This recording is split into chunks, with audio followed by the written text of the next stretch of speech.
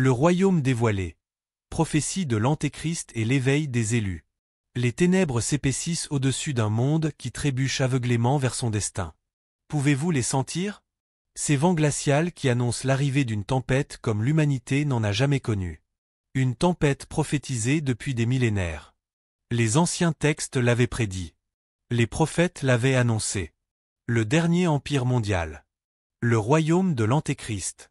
Un système de contrôle total qui engloutirait nation après nation, âme après âme, jusqu'à ce que la terre entière soit sous son emprise. Ce n'est plus une simple théorie théologique. Ce n'est plus une spéculation apocalyptique. C'est notre réalité actuelle. Abiola Makanda, le leader révolutionnaire du Zandoria. A breeze le silence the sour descent. Sa voix résonne comme le tonnerre parmi les murmures craintifs des dirigeants mondiaux. Son message est aussi urgent qu'alarmant, l'Antéchrist a établi son trône au cœur même des États-Unis d'Amérique. Ce n'est pas une accusation lancée à la légère. C'est une déclaration basée sur une lecture minutieuse des signes prophétiques et une observation lucide des événements mondiaux. Ce que beaucoup considèrent comme le bastion de la liberté est devenu l'épicentre d'un agenda sinistre. Un système qui ne cherche pas seulement à dominer les nations, mais à capturer les âmes elles-mêmes. L'Antéchrist ne se présente pas comme une bête cornue sortie des cauchemars des fidèles. Il se manifeste comme un système, un esprit, une influence qui manipule les gouvernements, les industries et les institutions pour servir un but ténébreux. Pour ceux qui ont des yeux pour voir et des oreilles pour entendre, les signes sont partout. Dans les corridors du pouvoir, dans les algorithmes qui contrôlent l'information, dans les lois qui restreignent progressivement les libertés au nom de la sécurité. Comme le prophète Daniel l'avait prédit il y a des millénaires dans Daniel chapitre 7 versets 7 et 8, une puissance s'élèverait qui dévorait, brisait et foulait aux pieds ce qui restait. L'histoire que nous allons découvrir n'est pas simplement politique. Elle n'est pas simplement économique. Elle est profondément spirituelle. Elle concerne une bataille qui transcende les frontières nationales et s'étend jusqu'aux confins de l'âme humaine elle-même. Dans ce récit, nous explorerons comment l'Antéchrist a infiltré les fondations mêmes du monde moderne. Comment un groupe particulier, les descendants oubliés de l'ancien Israël, se retrouve au centre de cette tempête apocalyptique. Et finalement, comment chacun d'entre nous doit faire un choix crucial qui déterminera non seulement notre destin dans ce monde, mais aussi dans l'éternité qui suivra. L'heure est grave. Les enjeux n'ont jamais été aussi élevés. Et le moment de la décision est arrivé. Le royaume sans masque. La question n'est plus de savoir si nous vivons dans les derniers jours, mais plutôt combien de temps nous reste-t-il avant que la fin n'arrive. Les paroles d'Abiola Makanda ont déclenché une onde de choc à travers le monde, non pas parce qu'elles révèlent quelque chose de nouveau, mais parce qu'elles articulent ce que beaucoup ressentaient déjà dans les profondeurs de leur être. Dans son discours historique devant le Conseil des Nations réunifiées, Makanda a déclaré « Ce que nous appelons la démocratie américaine n'est en réalité qu'un voile élégant jeté sur le visage hideux de la bête prophétisée dans les Écritures. Regardez au-delà des apparences. Voyez comment ce système dévore les nations, contrôle les économies mondiales et impose sa volonté à tous les peuples de la Terre. » Les analystes politiques et économiques ont longtemps débattu de la trajectoire des États-Unis, se demandant si son influence sert de force pour le bien ou comme une machine impérialiste camouflée dans la rhétorique de la liberté. Pourtant, pour ceux qui savent lire les signes décrits dans les prophéties bibliques, la réponse est claire. Prenons un moment pour examiner les caractéristiques de l'empire de l'Antéchrist telles qu'elles sont décrites dans les Écritures. Dans le livre de l'Apocalypse, chapitre 13, versets 7 et 8, nous lisons « Il lui fut donné autorité sur toute tribu, tout peuple, toute langue et toute nation. Et tous les habitants de la terre l'adoreront. » Réfléchissez maintenant à l'influence mondiale américaine. Quelle autre nation dans l'histoire a exercé une telle domination culturelle, militaire, économique et technologique? Des films hollywoodiens qui façonnent les valeurs globales aux corporations technologiques qui surveillent chaque aspect de nos vies, des institutions financières qui dictent la destinée des économies entières aux bases militaires présentes dans plus de 70 pays. Mais l'Antéchrist n'agit pas à travers un seul homme. Il opère à travers un système complexe, un réseau d'élites politiques, de dirigeants d'entreprises et de magnats médias qui, consciemment ou inconsciemment, exécutent sa volonté. C'est exactement ce que l'apôtre Jean décrivait dans sa première épître, chapitre 2, verset 18, lorsqu'il écrivait « Petits enfants, c'est la dernière heure, et comme vous avez appris qu'un antéchrist vient, il y a maintenant plusieurs antéchrists. L'arme la plus puissante de ce système est sa capacité à faire croire aux masses qu'elles sont libres tout en les enchaînant invisiblement par la dette, la propagande, les distractions perpétuelles et l'omniprésence de la peur. Des millions d'Américains et une grande partie du monde sont devenus prisonniers d'un empire qui se nourrit de leur ignorance. Le paysage politique est un terreau fertile pour la corruption. Les médias servent de porte-parole à la tromperie. Les élites technologiques s'assurent que la vérité reste enterrée sous un labyrinthe d'algorithmes conçus pour maintenir les masses endormies. L'Antéchrist a projeté son ombre sur le pays, et ceux qui refusent de la reconnaître se retrouveront bientôt piégés. Mais la révélation la plus choquante d'Abiola Makanda concerne un groupe spécifique qui, selon lui, se trouve en première ligne de cette bataille apocalyptique. Les descendants oubliés de l'ancien Israël, aujourd'hui dispersés parmi les nations. Il n'est pas accidentel, a-t-il déclaré, que les personnes les plus démonisées, les plus surveillées et les plus ciblées en Amérique sont celles qui commencent à réaliser leur véritable identité en tant qu'héritiers des promesses faites à Abraham, Isaac et Jacob. L'Antéchrist ne les craint pas pour leur nombre ou leur influence actuelle, mais pour la connaissance sacrée qu'ils portent, une connaissance qui démantèle la toile de mensonges tissée au fil des siècles. Cette affirmation nous amène à une question cruciale. Qui sont ces héritiers perdus d'Israël, et pourquoi leur réveil constitue-t-il une telle menace pour le système de l'Antéchrist? Les héritiers oubliés, une vérité enterrée. La salle de conférence du Centre théologique de Nouvelle-Jérusalem était comble ce soir-là. Des érudits, des théologiens et des chercheurs du monde entier s'étaient rassemblés pour entendre le professeur Elia Mokona présenter ses découvertes controversées sur les tribus perdues d'Israël. L'atmosphère était électrique, mélange de curiosité intellectuelle et d'appréhension spirituelle. Le professeur Mokona, avec sa barbe grisonnante et ses yeux perçants qui semblaient voir au-delà du visible, s'approcha du podium avec une pile de documents anciens et une Bible usée. Il ajusta ses lunettes et balaya la salle du regard avant de commencer. « Ce que je vais partager avec vous ce soir, dit-il d'une voix grave qui commandait l'attention, n'est pas simplement une théorie académique. C'est une vérité qui a été délibérément enterrée, effacée des livres d'histoire et déformée par ceux qui craignent ses implications. » Il ouvrit sa Bible au livre de Deutéronome, chapitre 28, et commença à lire les malédictions que Moïse avait prophétisées contre Israël s'il abandonnait l'alliance. Les versets résonnaient dans la salle silencieuse. « L'Éternel te dispersera parmi tous les peuples, d'une extrémité de la terre à l'autre. Parmi ces nations, tu ne seras pas tranquille, et tu n'auras pas un lieu de repos pour la plante de tes pieds. L'Éternel rendra ton cœur agité, tes yeux languissants, ton âme souffrante. Ta vie sera comme en suspens devant toi, tu trembleras la nuit et le jour, tu douteras de ton existence. » Fermant lentement sa Bible, Mokona regarda son auditoire. Ces paroles ne décrivent-elles pas parfaitement l'expérience historique d'un peuple particulier?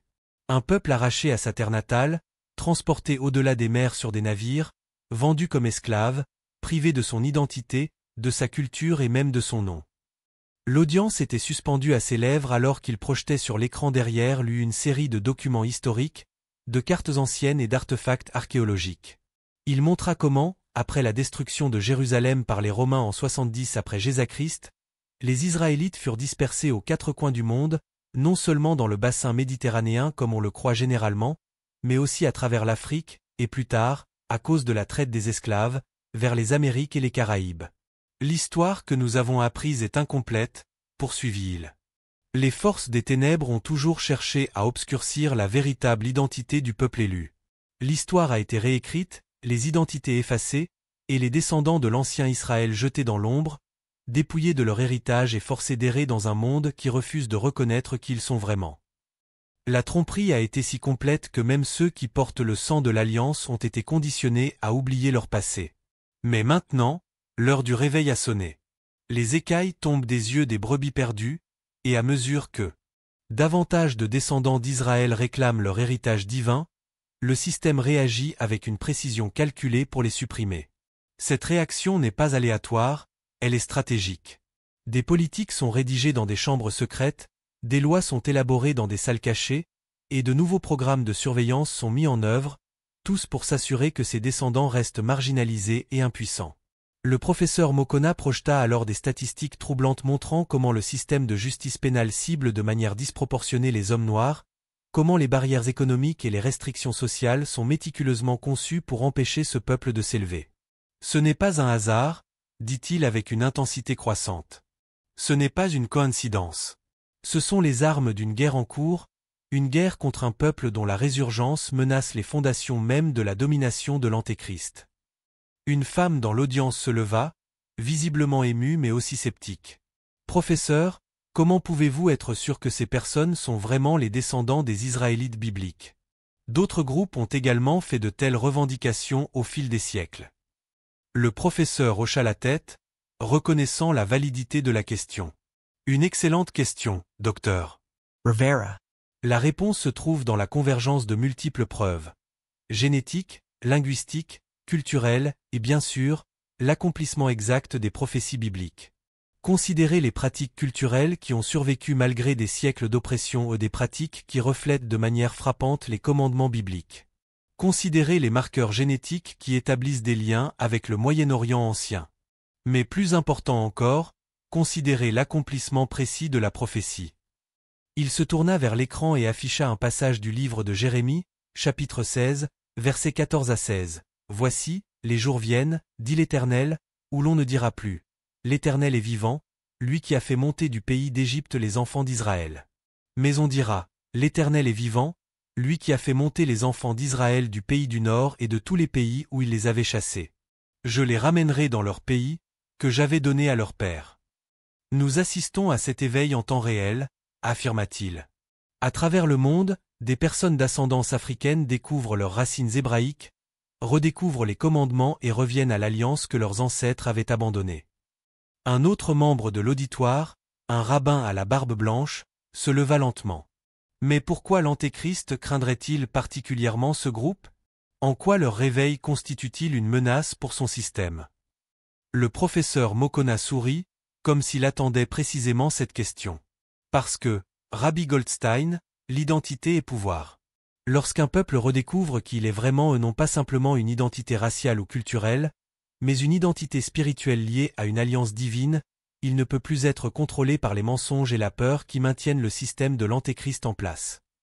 Il fit défiler plusieurs passages des Écritures, s'arrêtant particulièrement sur Ézéchiel chapitre 37, la fameuse vision des ossements desséchés qui reprennent vie, une métaphore puissante de la renaissance nationale et spirituelle d'Israël. L'Antéchrist comprend que si le véritable Israël se lève dans sa pleine identité et son plein pouvoir spirituel, son règne sera menacé. C'est pourquoi nous voyons une intensification des attaques, qu'elles soient sous forme de propagande médiatique, de législation répressive ou de manipulation religieuse. Le professeur Mokona termina sa présentation par un avertissement solennel. Les temps prophétiques sont arrivés. Le combat n'est pas simplement politique ou racial, c'est une bataille spirituelle qui se déroule dans le royaume invisible, où la vérité et la tromperie sont engagées dans une lutte éternelle. Les forces des ténèbres ont toujours cherché à obscurcir la véritable identité du peuple élu. Mais la lumière de la vérité ne peut être éteinte éternellement.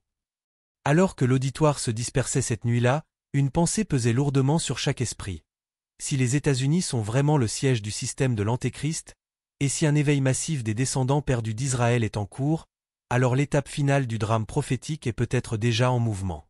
Le siège spirituel de l'empire de l'Antéchrist. Le bruit de la circulation disparut alors que le docteur Samuel Adeyemi pénétrait dans la Bibliothèque nationale. L'immense bâtiment néoclassique, avec ses colonnes imposantes et son dôme majestueux, semblait être un sanctuaire de connaissances. Mais pour Samuel, c'était bien plus, c'était un champ de bataille où la vérité luttait contre les mensonges soigneusement construits au fil des siècles. En tant qu'historien spécialisé dans les symboles et les sociétés secrètes, il savait que les véritables fondations de l'Amérique étaient bien plus complexes que ce qu'enseignaient les manuels scolaires. Aujourd'hui, il avait rendez-vous avec Rachel Solomon, une journaliste déterminée à exposer la vérité sur les origines occultes du pouvoir américain. « Je commençais à croire que vous ne viendriez pas, » dit Rachel en souriant, son carnet déjà ouvert sur la table en acajou. Son stylo tapotait impatiemment contre le papier. « Certaines vérités exigent de la prudence, » répondit Samuel, sortant plusieurs dossiers de sa sacoche en cuir usé. « Ce que je vais partager avec vous aujourd'hui n'est pas simplement une théorie du complot fantaisiste. C'est le fruit de 20 ans de recherche méticuleuse. » Il ouvrit le premier dossier, révélant des photographies de Washington D.C. prises d'en haut, avec des lignes rouges tracées pour mettre en évidence des motifs géométriques précis. Beaucoup considèrent les États-Unis simplement comme une puissance politique ou économique, commença Samuel, mais c'est avant tout un empire spirituel. À son cœur se trouve une influence qui va bien au-delà de la politique ordinaire, une influence que les prophètes bibliques ont identifiée il y a des millénaires comme l'esprit de l'Antéchrist. Rachel leva un sourcil sceptique. Vous suggérez que l'Amérique a été délibérément fondée comme... Quoi exactement? Le siège d'un pouvoir maléfique. Je suggère, répondit calmement Samuel, que les fondations spirituelles de l'Amérique sont profondément enracinées dans des traditions ésotériques qui s'alignent parfaitement avec ce que la Bible identifie comme le système de l'Antéchrist. Il pointa les plans originaux de Washington D.C., conçus par Pierre l'Enfant et plus tard modifiés par Andrew Ellico et Benjamin Banneker. Regardez attentivement. Les rues forment des symboles précis, le pentagramme, la boussole et l'équerre maçonnique, l'œil qui voit tout. Ces symboles ne sont pas de simples coïncidences architecturales. Ils sont des canaux pour des énergies spirituelles spécifiques. Rachel prenait des notes frénétiquement. Mais de nombreux pays ont des symboles ésotériques dans leur architecture. En quoi l'Amérique est-elle différente? Samuel sortit un exemplaire de l'Apocalypse et l'ouvrit au chapitre 17. Dans la prophétie biblique, le système de l'Antéchrist final est décrit comme Babylone la Grande, une puissance qui règne sur les rois de la terre, qui s'enivre du sang des saints, et dont l'influence s'étend à toutes les nations. Regardez maintenant l'influence mondiale américaine. Quelle autre nation dans l'histoire a exercé une domination aussi complète, culturellement, militairement, économiquement et technologiquement? Il étala des graphiques montrant l'empreinte militaire américaine des bases dans plus de 70 pays, un budget de défense éclipsant celui des 10 nations suivantes combinées. Puis des statistiques sur l'hégémonie du dollar, le contrôle des institutions financières internationales, la domination des entreprises technologiques américaines sur l'infrastructure numérique mondiale. Ce n'est pas simplement une superpuissance, dit-il doucement. C'est le trône depuis lequel l'agenda de l'Antéchrist est exécuté à l'échelle mondiale. Rachel semblait troublée. Vous parlez comme si l'Antéchrist était un système plutôt qu'une personne. C'est exactement ce que je dis, acquiesça Samuel.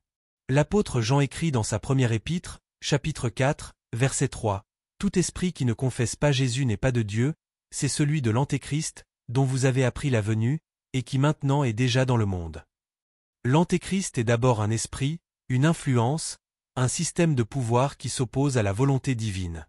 Ce système peut ensuite se manifester à travers des individus spécifiques, mais il transcende toute personne singulière. Il tourna plusieurs pages de son dossier, révélant des photographies d'événements politiques majeurs, tous contenant des symboles subtils mais cohérents. La politique américaine est imprégnée d'occultisme. De nombreuses figures politiques puissantes maintiennent des liens avec des organisations qui opèrent dans l'ombre, la franc-maçonnerie, Skull and Bones, et d'autres fraternités clandestines longtemps accusées de servir des agendas lucifériens. Rachel semblait de plus en plus mal à l'aise. Cela semble extrême. La vérité l'est souvent, répondit Samuel sans s'excuser. Considérez le livre de Daniel, où le prophète voit la succession des empires mondiaux.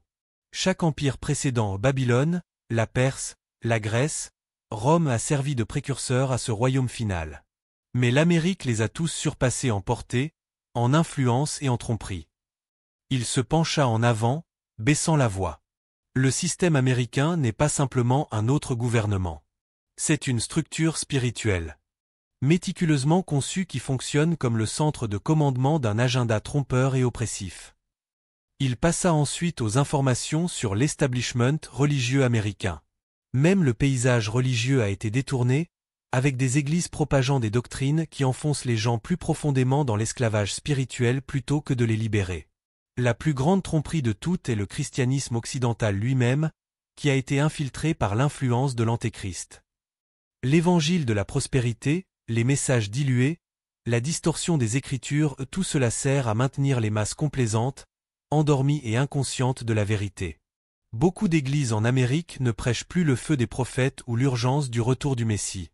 Au lieu de cela, elles apaisent leur congrégation avec des mensonges confortables, s'assurant qu'elles restent piégées dans le système. Samuel sortit un dernier dossier, contenant des rapports sur la surveillance de masse, les technologies de contrôle social, et les plans pour des monnaies numériques qui remplaceraient l'argent physique. Nous approchons du scénario exact décrit dans Apocalypse chapitre 13, versets 16 et 17. Et elle fit que tous, petits et grands, riches et pauvres, libres et esclaves, reçussent une marque sur leur main droite ou sur leur front, et que personne ne put acheter ni vendre, sans avoir la marque. La technologie pour un contrôle total est déjà en place. Rachel Ranhale Lentament Sun Carne. Si tout cela est vrai, que peuvent faire les gens ordinaires? Comment peut-on résister à un système aussi vaste et puissant? Le regard de Samuel s'adoucit. La résistance commence par la vérité. Une fois que vous voyez le système pour ce qu'il est vraiment, ces mensonges perdent leur pouvoir sur vous. Ensuite, il s'agit de créer des communautés alternatives, des économies indépendantes, des réseaux d'éducation, des structures de soutien mutuel. L'Antéchrist prospère sur la dépendance. Il ferma ses dossiers avec un air de finalité. Mais peut-être le plus important est le réveil spirituel. Quand les vrais enfants d'Israël, où qu'ils se trouvent, quelle que soit leur apparence, se lèvent dans leur pleine identité et leur plein pouvoir spirituel, le royaume de l'Antéchrist commence à s'effriter. Il regarda intensément Rachel. La question est, allez-vous avoir le courage de publier la vérité? Ou la peur vous fera-t-elle reculer, comme tant d'autres avant vous? Rachel Sotin Sun Regard. La vérité est ma seule allégeance, docteur. Adiyemi. Peu importe où elle mène. Tandis qu'il quittait la bibliothèque, le soleil se couchait sur Washington D.C., projetant des ombres longues sur les monuments et les bâtiments gouvernementaux. Pour les touristes et les fonctionnaires rentrant chez eux, c'était simplement la fin d'une autre journée. Mais pour Samuel et Rachel, c'était un rappel que l'obscurité s'intensifiait et que le temps pour agir diminuait rapidement. L'heure de la décision. Se soumettre ou résister. Dans une petite église de la Nouvelle-Orléans, le pasteur Thomas Jefferson se tenait debout devant sa congrégation, son corps massif projetant une ombre imposante sur le mur derrière lui. La sueur perlait sur son front alors qu'il s'agrippait à la chair, les nœuds de ses doigts blanchissant sous la pression. L'air était lourd, pas seulement à cause de l'humidité caractéristique de la Louisiane, mais à cause du poids des paroles qu'il s'apprêtait à prononcer. « Mes frères et sœurs », commença-t-il, sa voix résonnant dans le sanctuaire silencieux, le temps de la complaisance est révolu. Le temps de la tiédeur est terminé. L'Antéchrist a révélé son jeu, et le système resserre son emprise chaque jour qui passe. Il prit sa Bible et l'ouvrit à l'Apocalypse, chapitre 3, versets 15 et 16. Le Seigneur parle à l'église de Laodicée, l'église des derniers jours, et voici ce qu'il dit, « Je connais tes œuvres. Je sais que tu n'es ni froid ni bouillant. Puisses-tu être froid ou bouillant? Ainsi, parce que tu es tiède, et que tu n'es ni froid ni bouillant, je te vomirai de ma bouche. » Sa voix s'éleva, remplissant chaque recoin de l'édifice. La tiédeur n'est plus une option. Nous devons choisir. Nous soumettre au système et être engloutis par sa tromperie, ou résister et réclamer le destin qui a été écrit pour nous depuis le commencement. Une femme dans l'assemblée se leva, les larmes coulant sur son visage. Mais pasteur, que signifie résister? Comment pouvons-nous lutter contre quelque chose d'aussi puissant? Le pasteur Jefferson s'adoucit, s'approchant de la femme. Ma sœur, la résistance commence dans l'esprit et le cœur avant de se manifester dans nos actions. Se soumettre à ce monde corrompu signifie la mort spirituelle. C'est la perte de l'identité, l'effacement de l'histoire et l'abandon de l'appel divin. Il balaya du regard l'assemblée, composée principalement de familles afro-américaines dont les ancêtres avaient enduré l'esclavage, la ségrégation et des siècles d'oppression systémique. S'incliner devant le système de l'Antéchrist, c'est se soumettre à ses doctrines, ses mensonges et son esclavage. Ceux qui choisissent de s'intégrer pleinement à ce monde, qui courent après ses récompenses, obéissent à ses dictats sans question et cherchent la validation de ces structures corrompues choisissent l'esclavage plutôt que la liberté. Il s'arrêta, laissant ses paroles pénétrer. Ce système n'a plus besoin de nous asservir par des moyens physiques. Il lie l'esprit, déforme la perception et réécrit la réalité elle-même.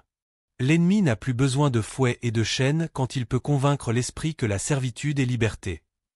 Une murmure traversa l'assemblée, un mélange de peur et de détermination naissante. Mais la résistance, poursuivit-il, sa voix s'élevant à nouveau, la véritable résistance spirituelle signifie la vie. Elle signifie se dresser contre la tromperie et récupérer ce qui a été volé. Elle signifie refuser de s'incliner devant les fausses idoles de ce monde, rejeter les récits contrefaits et abattre les forteresses mentales et spirituelles qui ont maintenu le peuple élu en subjugation pendant des générations.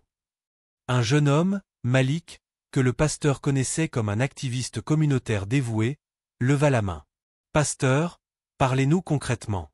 Que devons-nous faire, pratiquement parlant ?» Le pasteur Jefferson hoka la tête, reconnaissant la sagesse de la question. La bataille n'est pas seulement spirituelle, frère Malik. Elle est économique et politique aussi. Les Hébreux en Égypte n'ont pas seulement prié pour leur libération, ils ont finalement quitté physiquement le lieu de leur captivité.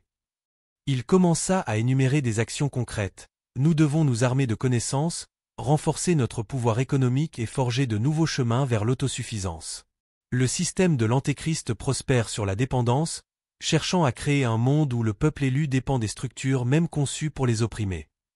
Il expliqua comment le système d'éducation les désinformait, comment le système financier les endettait, comment le système politique les trompait, et comment les institutions religieuses les pacifiaient. Chaque avenue a été corrompue pour s'assurer que la résistance semble impossible, dit-il. Mais la libération vient par la souveraineté. La vraie liberté se trouve dans la création de communautés indépendantes, l'établissement d'économies autosuffisantes, et le retour aux disciplines spirituelles qui donnent de la force plutôt que d'affaiblir. Une femme âgée, Mère Johnson, qui avait marché avec le docteur King des décennies auparavant, se leva lentement, s'appuyant sur sa canne. « J'ai vu beaucoup de mouvements venir et partir, pasteur. Beaucoup de promesses. Beaucoup de déceptions. Dites-moi, qu'est-ce qui est différent cette fois-ci » Le pasteur Jefferson s'approcha d'elle avec respect.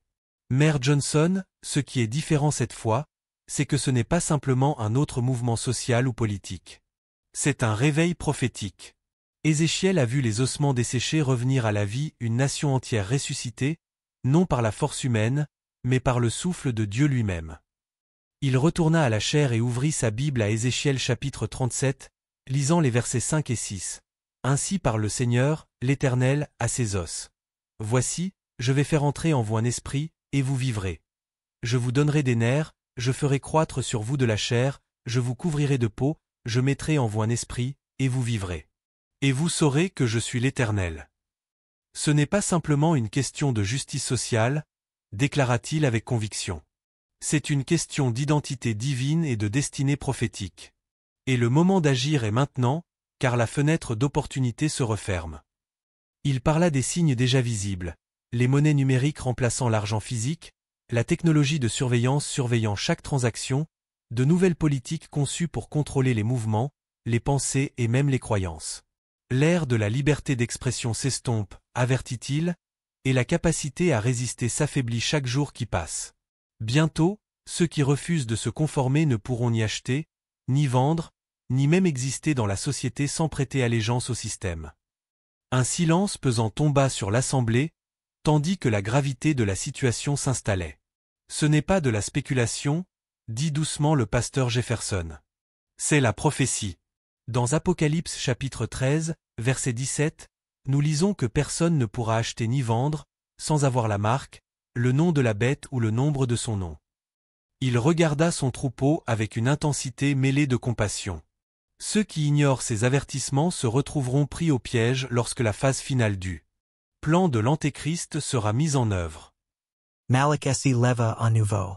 Alors que faisons-nous, pasteur? Comment commençons-nous?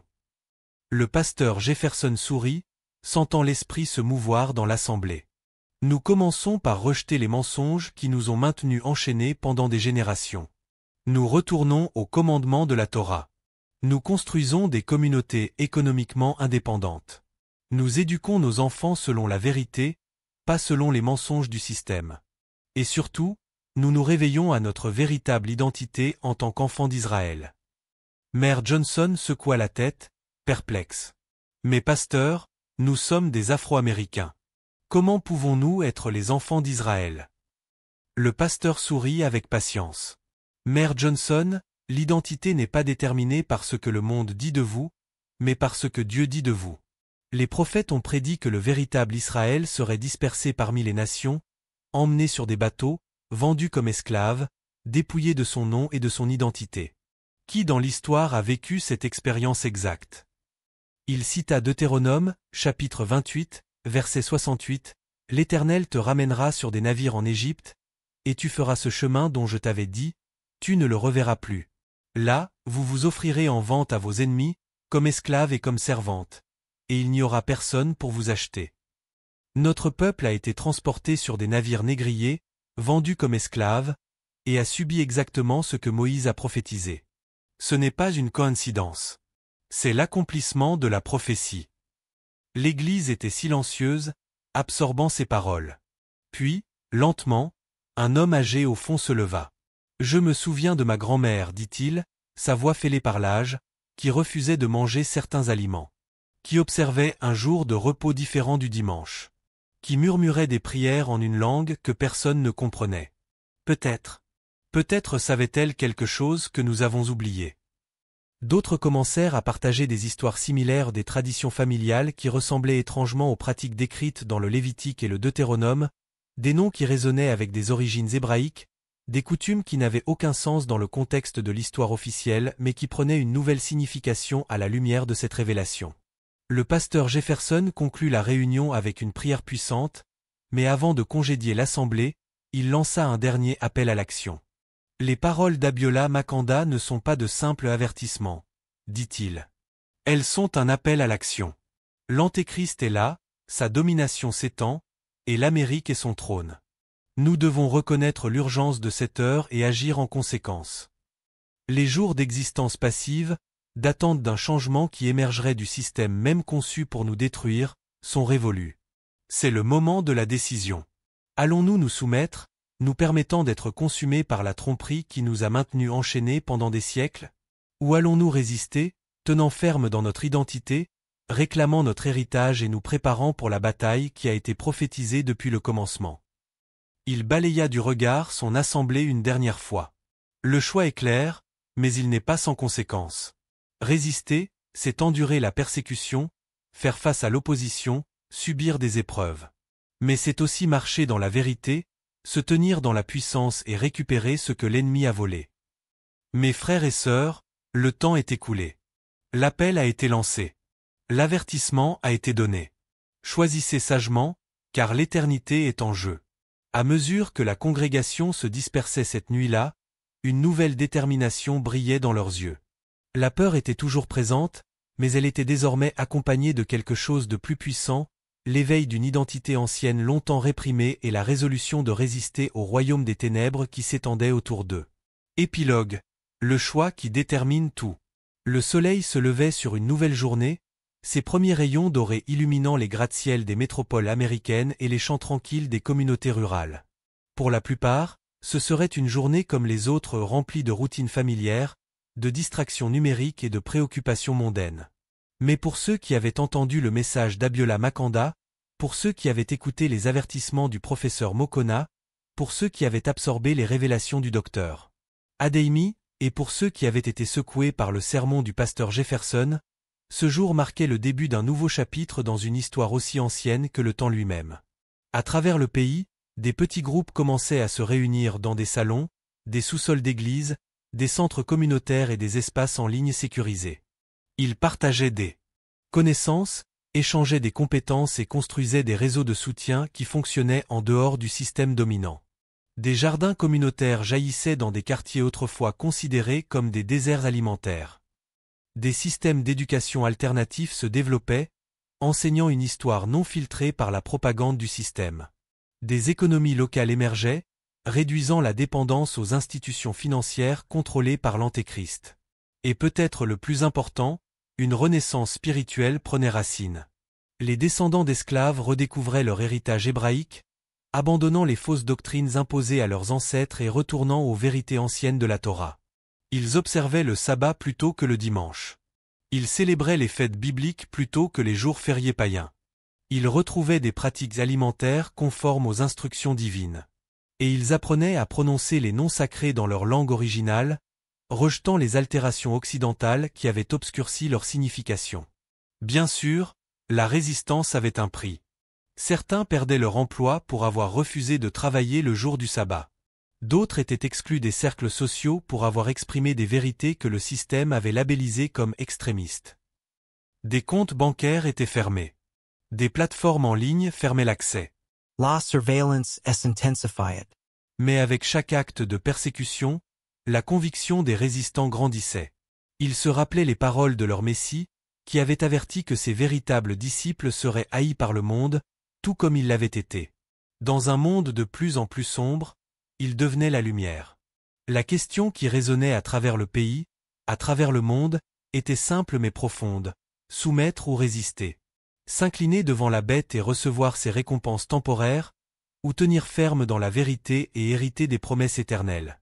Alors que le soleil montait plus haut dans le ciel, des millions de personnes faisaient face à cette décision, souvent sans même réaliser pleinement les enjeux spirituels de leur choix quotidien. Chaque fois qu'ils choisissaient la vérité plutôt que le confort, la justice plutôt que l'acceptation, et la fidélité au commandement divin plutôt que la conformité aux attentes culturelles, ils prenaient position dans une bataille qui transcendait le temps et l'espace.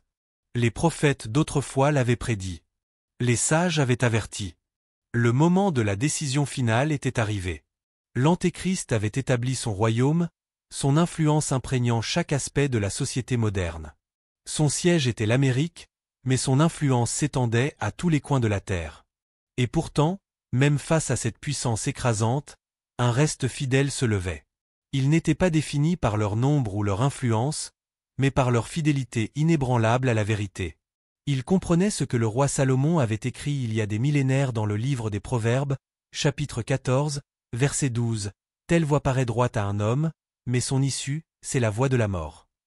La voie qui semblait droite aux yeux du monde, la poursuite du matérialisme, l'acceptation des doctrines de l'Antéchrist, la soumission à l'autorité corrompue menait en réalité à la destruction. La véritable voie de la vie était étroite, difficile et souvent solitaire. Mais elle seule conduisait à la liberté authentique.